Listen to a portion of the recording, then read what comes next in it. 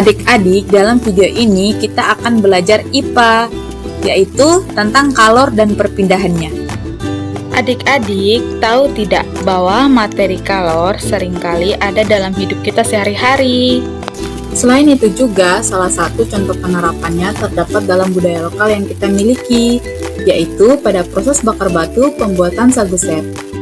Materi kalor dan perpindahannya dapat kita temukan di dalamnya. Ayo kita belajar IPA. Setelah melihat video ini, adik-adik akan mencapai tujuan pembelajaran yang mana diharapkan adik-adik mampu untuk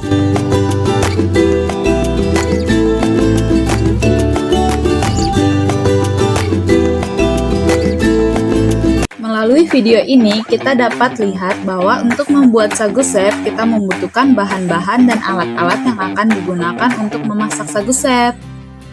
Bahan-bahan yang kita perlukan adalah sagu, kelapa, ikan mujair, bumbu-bumbu seperti bawang merah, bawang putih, kunyit, dan serai sebagai bumbu ikan, dan daun pisang sebagai tempat untuk menaruh sagu sep. Alat-alat yang kita butuhkan adalah kerang yang digunakan untuk menggaruk kelapa, cobek untuk menghaluskan bumbu, kayu bakar yang digunakan untuk membakar batu, dan kulit kayu bus yang digunakan untuk menutup sagu sep ketika dimasak. Bagaimanakah cara membuat sagu sep? Pertama, kita harus membakar batu terlebih dahulu dengan menggunakan kayu bakar. Batu ini akan dibakar kurang lebih selama 30 menit. Tujuan membakar batu ini yaitu agar batu dapat menghantarkan panas yang diterima untuk memasak sagu sep. Kedua yaitu sagu dan kelapa dicampurkan hingga merata. Takaran 1 kg sagu sama dengan 2 buah kelapa. Lalu jangan lupa bumbu-bumbu yang sudah dihaluskan kita campurkan pada ikan mujair yang telah dipotong. Ketiga, sagu yang sudah dicampur kelapa kita masukkan ke dalam daun pisang. Lalu masukkan ikan mujair dan tutup lagi dengan sagu. Kemudian daun pisang ini ditutup dan diikat dengan kuat menggunakan tulang batang daun pisang. Keempat yaitu batu yang sudah dibakar akan dibongkar dan batu yang besar kita keluarkan terlebih dahulu. Yang mana batu besar tersebut akan digunakan untuk ditaruh di atas sagu sep. Apa kalian tahu adik-adik, tujuan dari meletakkan batu di bawah dan di atas sagu sep dan ditutup dengan kulit kayu bus ini adalah supaya batu dapat menghantarkan panas kepada sagu sep. Karena pada saat itulah peristiwa perpindahan kalor terjadi. Apa itu kalor? Perhatikan gambar di samping. Terdapat beberapa anak-anak sedang duduk mengelilingi api unggun dan ternyata badan anak-anak tersebut terasa lebih hangat. Mengapa demikian? Karena saat itu ada kalor yang mengalir dari api unggun kepada tubuh anak-anak tersebut. Jadi, kalor adalah energi panas yang berpindah dari benda yang suhunya lebih tinggi ke benda yang suhunya lebih rendah. Satuan kalor ada dua jenis. Yang pertama satuan kalor kalori dan yang kedua satuan kalor joule. 1 kalori sama dengan 4,2 joule dan 1 joule sama dengan 0,24 kalori. Adik-adik, perlu kalian ketahui bahwa kalor memiliki pengaruh terhadap perubahan suhu dan perubahan wujud zat. Apa sajakah itu? Yang pertama adalah kalor dapat menyebabkan perubahan suhu benda. Faktor-faktor apa sajakah yang mempengaruhi perubahan suhu benda? Ada beberapa faktor yang mempengaruhi suhu benda ya. Yang pertama, massa. Yang kedua, ada jenis benda. Untuk jenis benda ini dipengaruhi oleh kalor jenis, karena setiap benda itu memiliki kalor jenis yang berbeda-beda. Yang ketiga adalah kenaikan suhu benda atau perubahan suhunya. Nah, untuk perubahan suhu ini, adik-adik perlu ingat bahwa harus mengurangi antara suhu akhir dan suhu awal. Dari ketiga faktor yang menyebabkan perubahan suhu benda ini, kita dapat menuliskan sebuah rumus untuk menghitung berapa jumlah kalor yang diperlukan untuk menaikkan suhu yang dialami suatu benda. Maka, rumus kalor yang dibutuhkan adalah massa benda dikali kalor jenis dikali kenaikan suhu benda. Jadi, rumusnya adalah I sama dengan M kali C kali delta T.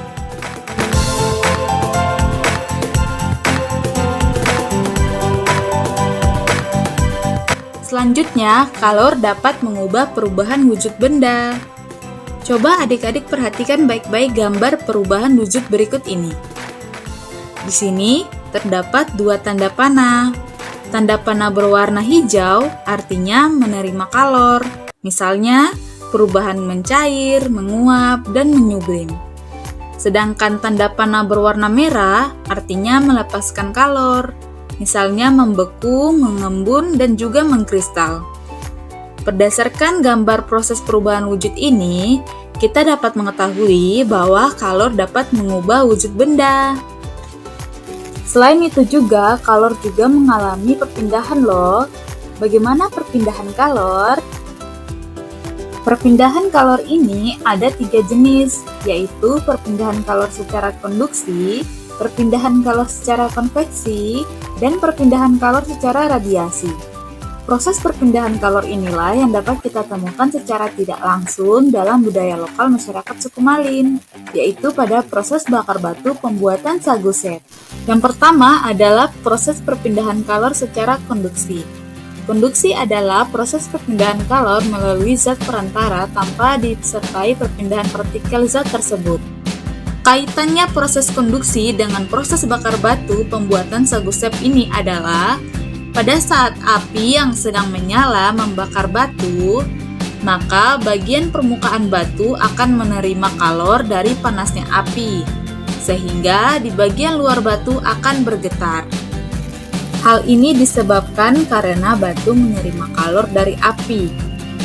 Batu akan menerima energi panas dari api, tetapi api tidak ikut berpindah ke batu, melainkan hanya energi panas saja yang diberikan kepada batu. Oleh sebab itu, batu menerima kalor yang cukup banyak sehingga memanas.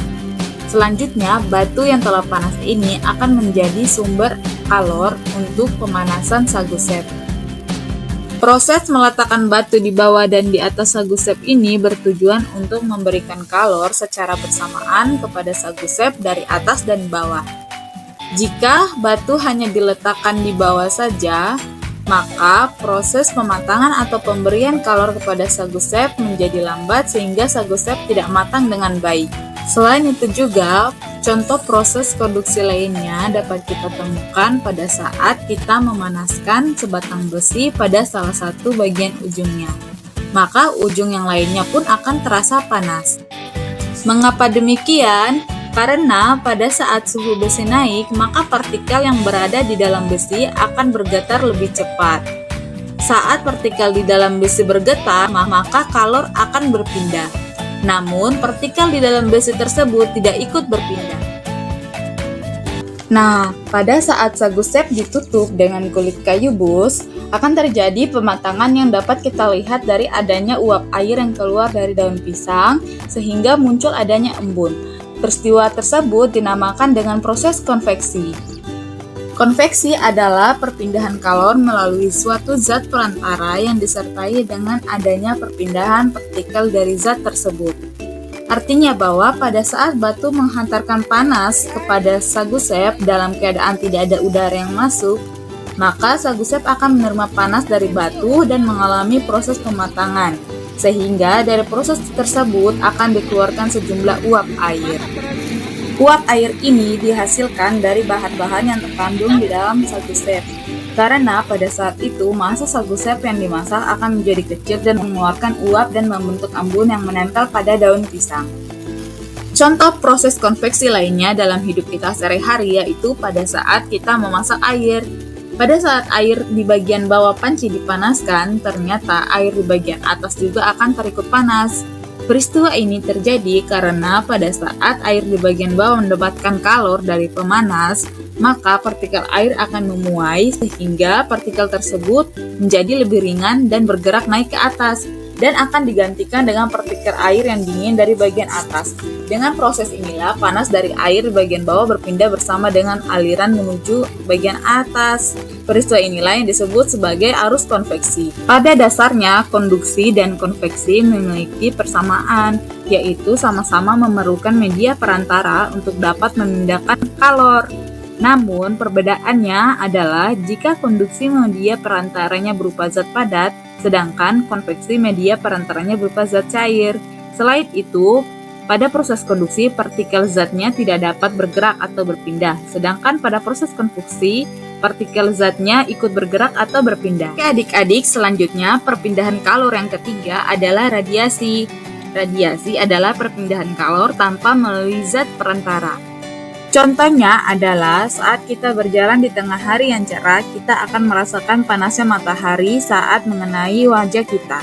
Padahal, perlu adik-adik ketahui bahwa jarak matahari dengan bumi ini jaraknya sangat jauh, yaitu berjuta-juta kilometer dan melewati ruang hampa. Di dalam ruang hampa ini maksudnya adalah tidak ada terdapat materi ataupun zat perantara. Jadi, dengan demikian, perpindahan kalor dari matahari sampai ke bumi ini melalui cara radiasi, karena radiasi hanya terjadi dalam ruang hampa. Kaitan radiasi dengan proses bakar batu membuat sagu sep ini adalah pada saat kita mendekat dengan batu yang dibakar, tubuh kita akan merasakan hangat. Panas yang kita rasakan tersebut tidak dihantarkan melalui udara, melainkan karena adanya radiasi dari panasnya batu yang dibakar. Contoh soal, pada proses bakar batu membuat sagu sep, batu akan dibakar terlebih dahulu. Batu yang dibutuhkan sebanyak 10 buah dengan massa batu keseluruhan 15 kg. Suhu awalnya 25 derajat Celcius, batu akan dipanaskan mencapai 300 derajat Celcius. Jika diketahui kalor jenis batu adalah 200 Joule per kilogram derajat Celcius, berapa jumlah kalori yang dibutuhkan untuk memanaskan batu tersebut?